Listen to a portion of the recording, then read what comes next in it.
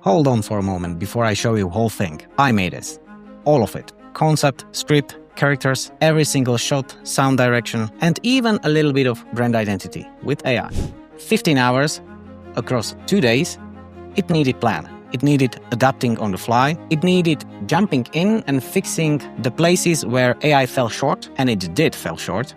And most importantly, it needed to be fun along the way. But one person, no team, and pretty small budget. Something that would have taken a small agency at least 2 weeks of work with casting, scene preparation, editing, and a bunch of other stages that I did not mention. We live in a pretty amazing time when one person can actually pull this off if they know what they are doing. And I am going to show you exactly how. But before that, let's watch the video.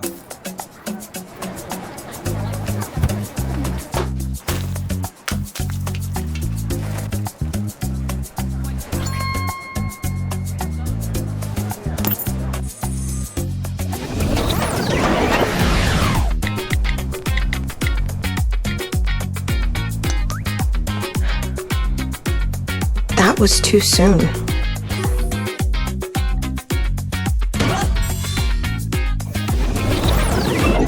Let's wait one more date.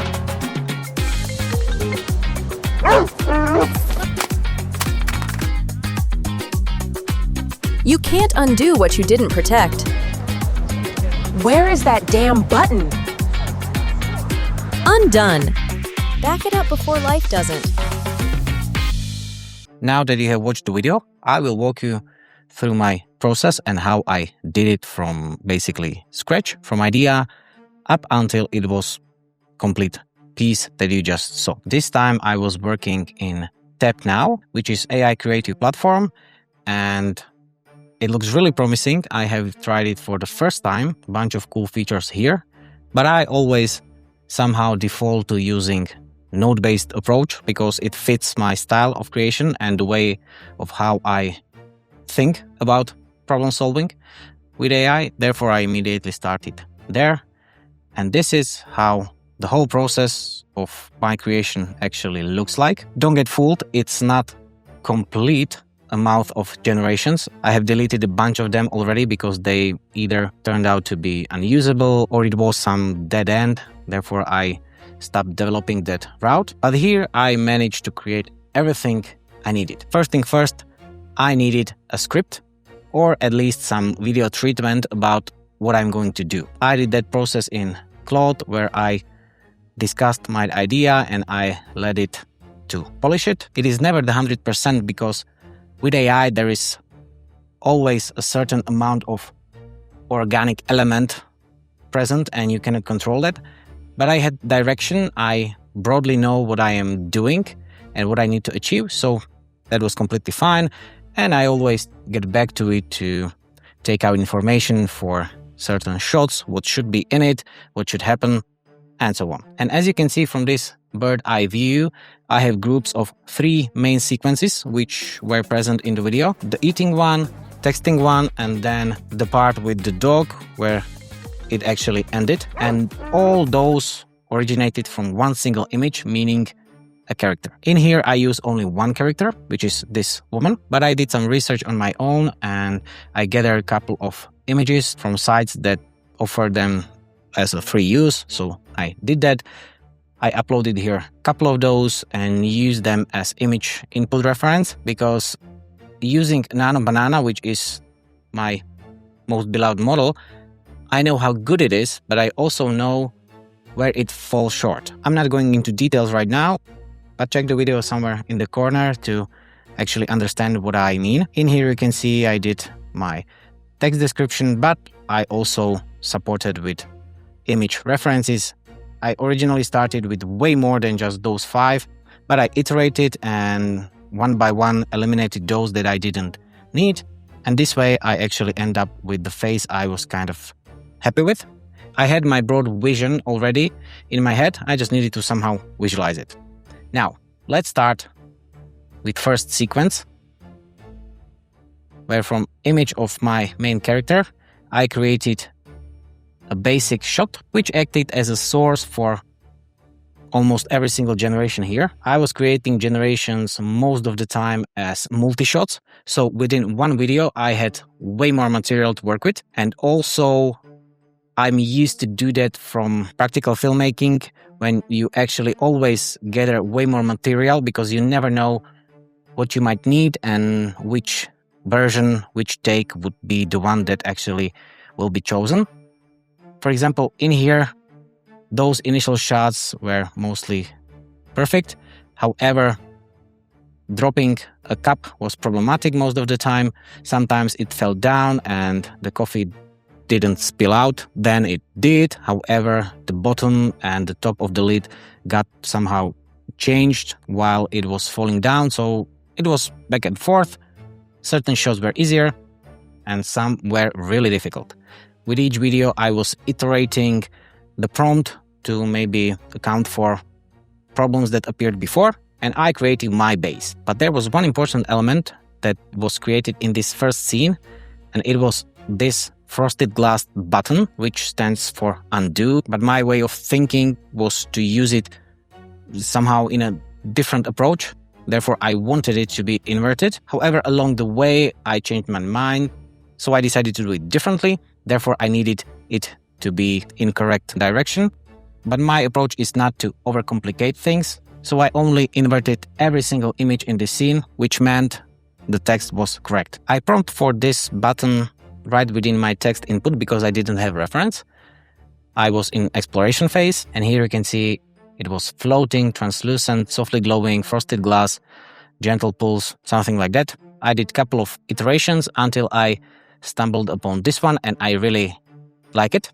Therefore, I used it as a reference elsewhere, as you can see here with a screenshot. But from here, I needed to create a couple of shots that would create this sequence. So if we get back here into editing, you can see that it's inverted. And all those initial parts were quite easy. But in here, where the time should travel backwards, I needed to stitch together at least 4 generations. We cleverly used first and last frames as exports from generation that I actually got and decided to use. And here you can see I added a little effect so it looks maybe a bit more dramatic. However, don't get fooled, this part is not with one generation. You possibly might get there with prompting, but you might just as well not. So I did it my way. Next, second sequence, which was most difficult. In here, I actually started again with a master frame, which was this one, but it was a story there. I generated first image here, which I liked. Again, this is just one image, but I went through at least, 30 until I got this one. But there is some box behind her. I didn't like certain elements here, so I started to iterate. I was sequencing Nano Banana nodes, where I removed this blanket. It's not here. Then I decided that the couch should be green, so I changed this just as well. Then I decided that this lamp is maybe one too much, so it went away. And I was basically happy with this image. However, you will for sure tell that the color grading here and the detail quality and the resulting image here is like night and day. This is grainy, blacks are lifted, completely unusable for me. But I managed to get here with a little bit of Photoshop. I will show you. You can see I uploaded the last image, which is grainy, it's blurry, and totally unusable. This one was sourcing image, which looked way better, just those elements which were in it, I didn't like those. So first I actually corrected colors. Then I replaced the woman from original generation where she was still sharp. And then I did some generation fill work where I removed this lamp here. And also I changed the window to be not that much visible. I preferred the curtain to be here. You can see before and after. And that was it.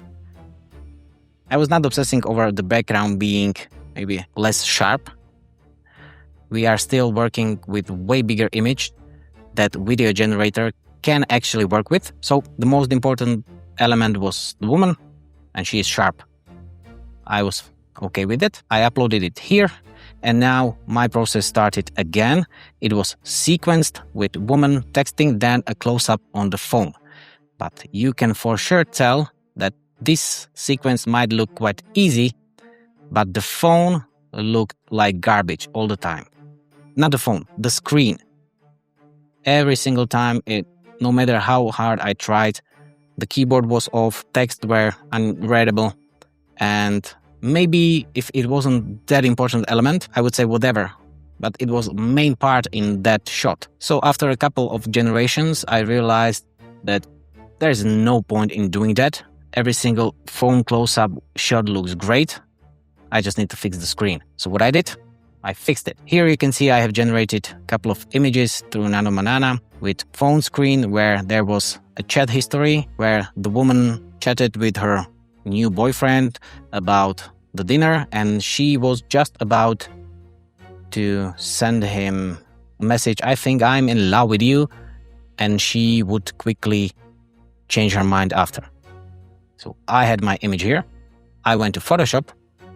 I straightened it here. It's not perfect, but I don't need perfect. It just needs to work.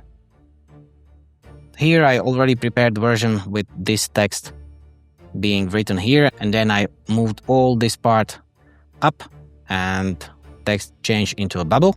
That was fine. All those were PNG exports. That was cool. And no matter how cool AI is, After Effects is still my best friend. So take a look here. This is the shot which we generated. What she is writing is completely unusable. What I needed to do is to first track the motion, and you can see that null object. I track the motion. Then I needed to separate screen from fingers and the rest of environment. So I needed to do a little bit of rotoscoping here. You can see it looks like in dark, pretty cool, but I did it. Next, I needed to place in my screen, which I exported from Photoshop.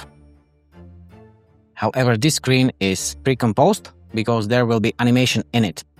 So I actually layered and masked this text typing in, which is quite fun. And then I just covered it with new image where the message appeared up here. Yes, I know in reality there is certain amount of micro animations. I'm not doing those. I don't see a point in it. So let's back here. She is writing and the screen is moving with the phone.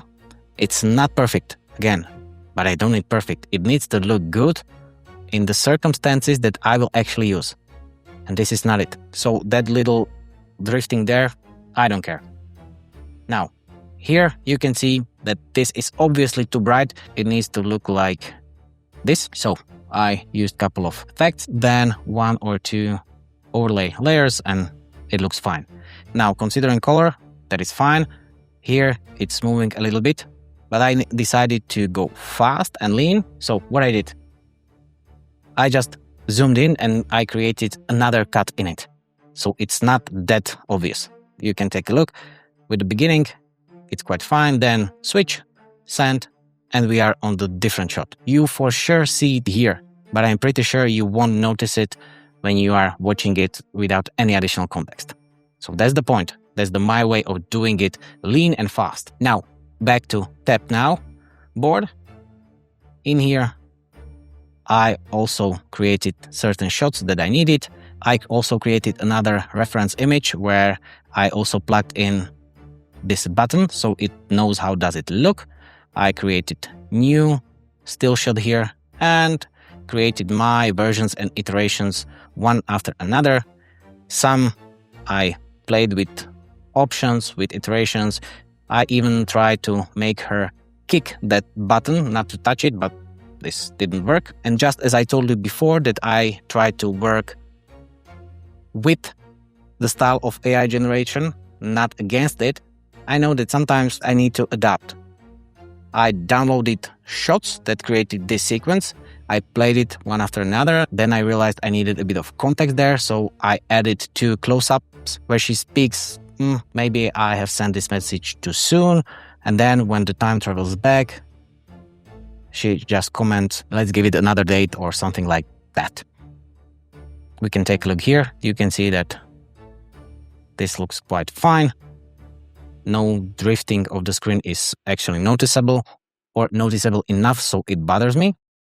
And here I introduce 2 close-ups where she actually speaks here and somewhere here in the end. And next, last part, which was kind of easy, but there were 2 interesting shots. This one where she is really close to the ground and she is about to pick the phone up, but the phone actually needed to act as a camera. It was a POV shot. Here the craft was to get the prompt right. And the most difficult part was this one, where she actually appeared in the reflection of the broken phone. And I also wanted her to speak with it, so you can see I managed to do that just as well.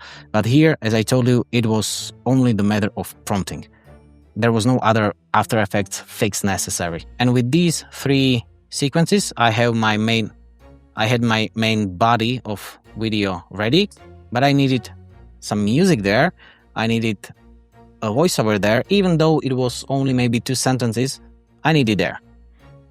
And I also needed a packshot to present the app that is actually promoted in this ad. And I did it here just as well. It's in this bottom corner, where first I used audio notes and I was creating my music prompt. It took maybe 10 iterations until I got it right, because I am not that skillful within music. So I found some help with Claude, where I was describing what I actually want, and it was giving me prompts that were fit for audio generation. This is my weakest part, not like sound design, I like that part, but just generating audio and music and actually prompting for it, because you need to know that terminology. And since I am by no means composer or music artist, that's really hard. But I am learning. I never said I know everything. So here I covered music, and here I covered also spoken part, I think. Undo. Yeah. It's pretty easy. You just pick whether you want text to voice or you want a music. Both actually use 11 Labs model. And here, this was like a cherry on top, because I needed to introduce some branding for that service, which it somehow cleverly called Undone, and I really like it, but I didn't specifically prompt for it. I give it quite wide options to design me something, and I picked actually this one. Because if you take a look, with 1 generation and 1 click, I was able to get 5x4, which is 20, 40, 60, 80 options of how logo could look. I didn't obsess over this part because it was not the most important part. It's still a spec ad, but I wanted to end it somehow. So I did. And here I immediately liked this part. So I only did a screenshot, pasted it here as single image. And I found such a mock-up image somewhere on the internet where I combined those 2. And with prompt, I described what I actually wanted. So it needed to have a little bit of orange gradient look. There needs to be an icon on the very left upper part.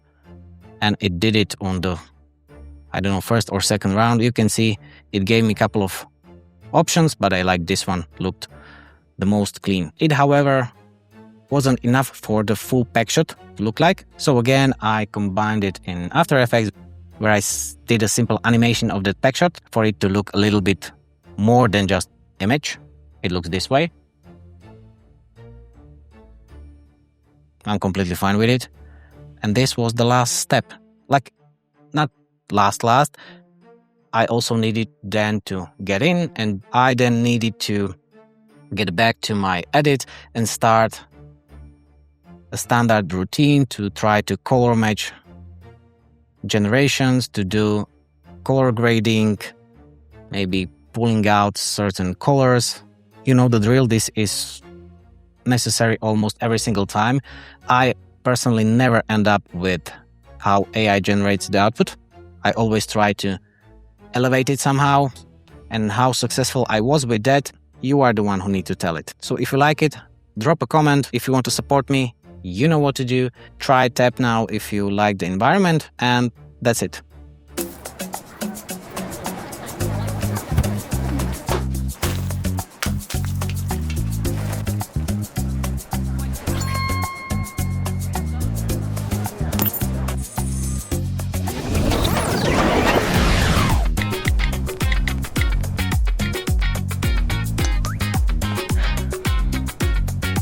was too soon.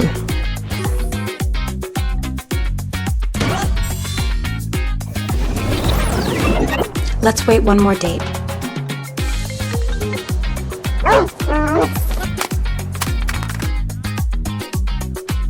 You can't undo what you didn't protect.